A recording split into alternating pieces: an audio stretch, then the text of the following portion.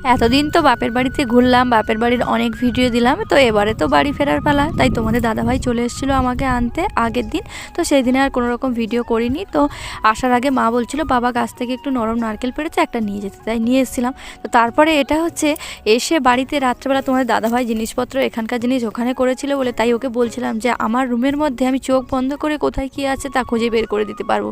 তো বলা মাত্রই সেই কাজ, তোমাদের দাদাভাই আমার চোখ বেঁধে দিল, দিয়ে তারপর একের পর এক জিনিস আমাকে দেখাতে বললো। তো আমি চোখ বন্ধ করে সমস্ত জিনিস খুঁজে দিতে আর কি আমি ওর পরীক্ষায় পাশ করে গেলাম। তো ও আমার কাছে হার মেনে গেল।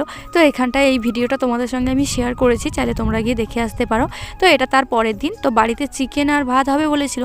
তো বাবু আর তোমাদের দাদাভাই আর কি বিরিয়ানি খেতে চাইলো, তাই মামুনি আর আমার জন্য ভাত আর চিকেন করেছি, আর ওদেরকে একটু বিরিয়ানি করে দিলাম। আজকের বিরিয়ানিটা বানাতে গিয়ে সমস্ত কিছু ঠিকঠাক ছিল, কিন্তু যখন ওই দুধে মেশানো গোলাপ জল আর কেওড়া জল আতর দেওয়ার সময় একটু বেশি পরিমাণে পড়ে গিয়েছিল, তাই যখন আর কি স্টিমে দিয়েছিলাম তখন ভাতটা একটু গলে গিয়েছিল, কিন্তু প্রথম থেকে সমস্ত কিছু ঠিকঠাকই ছিল। তো সবাইকে খেতে দেওয়ার পর আমি চলে এসেছিলাম স্নান করে ছাদে।